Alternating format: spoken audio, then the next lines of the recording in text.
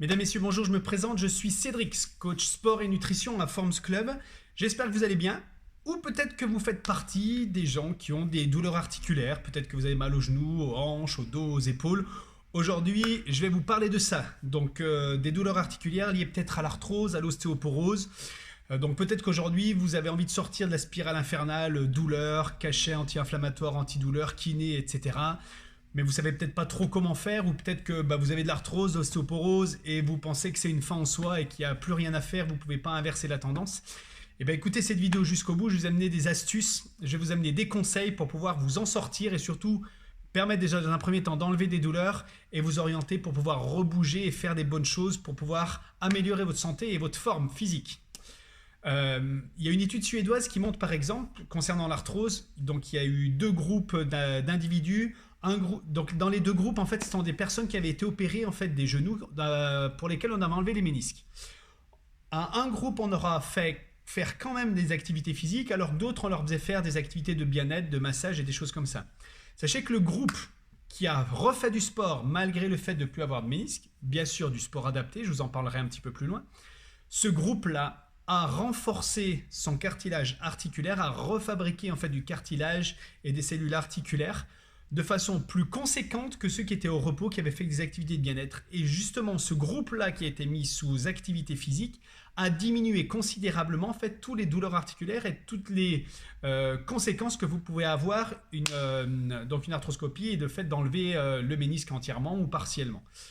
Donc voilà, cette étude a montré ça. Une autre étude a montré que la sédentarité, c'est-à-dire le fait de ne rien faire, augmentait de façon considérable l'avancée de l'arthrose et de l'ostéoporose. Et le fait aussi d'être sédentaire, on se rend compte que ça augmente les douleurs articulaires. D'une part par rapport à ça, c'est que l'arthrose s'accélère parce qu'il n'y a pas d'action sur les cellules articulaires et du coup il n'y a pas de renouvellement cellulaire. Mais qu'en même temps, le fait d'être sédentaire, on avait plus de chances de prendre du poids, et plus de poids sur des articulations qui sont un petit peu usées, augmentait aussi les douleurs et on rentre dans un cercle vicieux très rapidement.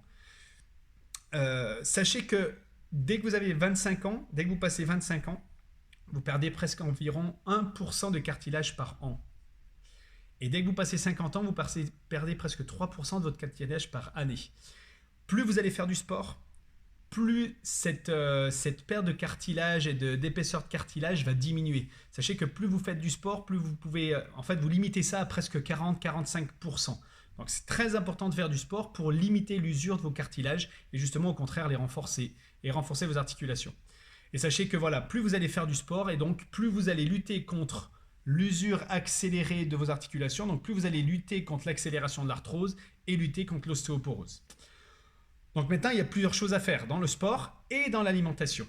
Alors le sport, comment il va falloir le faire pour pouvoir vous permettre d'être réactif et de limiter et de stopper peut-être ces douleurs et l'accélération de l'arthrose et de l'ostéoporose.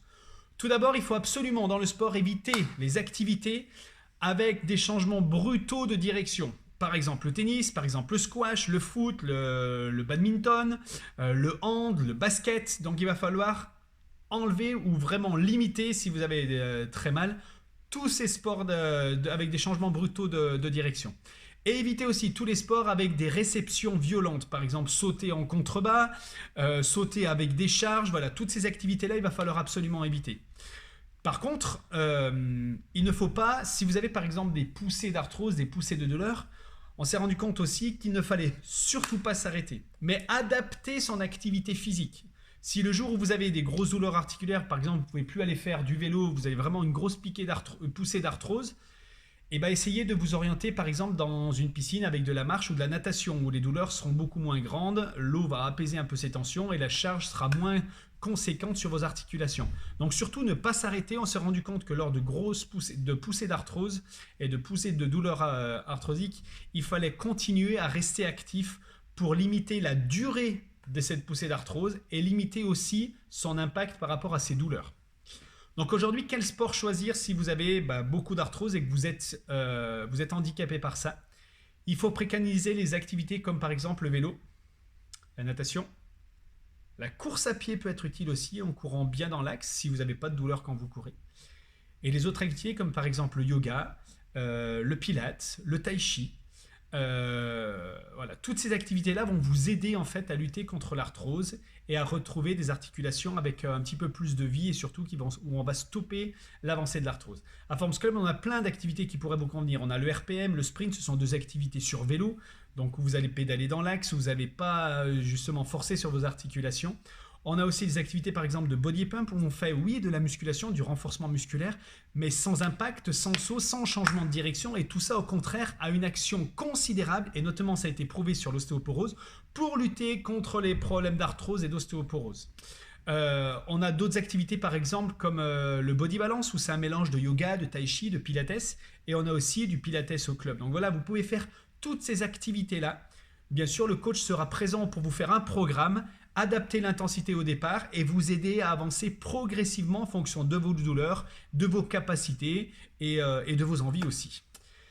Il faut absolument éviter les sports avec des changements brutaux de direction. Et là, je n'en ai pas parlé, mais c'est par exemple la danse, le ski. Donc oui, la danse sera plus traumatisante si vous avez de l'arthrose que la course à pied. Le ski, le tennis, le badminton, etc. etc.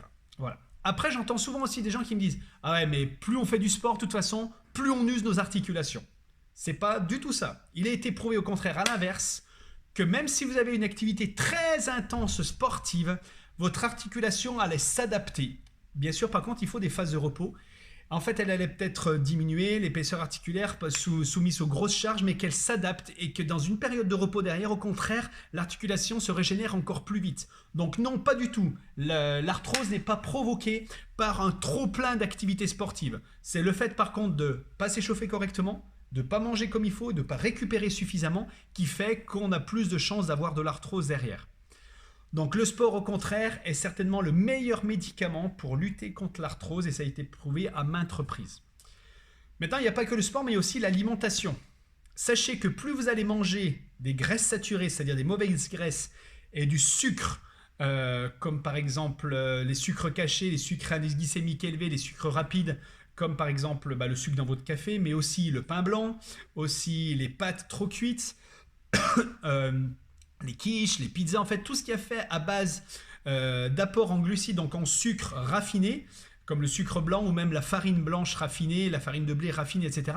Tous ces sucres-là augmentent vos douleurs articulaires. Et toutes les graisses saturées, les mauvaises graisses par exemple, des gâteaux, des viennoiseries, de la viande, de la charcuterie, du fromage, toutes ces graisses saturées augmentent les risques et les douleurs inflammatoires dues à l'arthrose, à l'ostéoporose ou d'autres choses au niveau articulaire.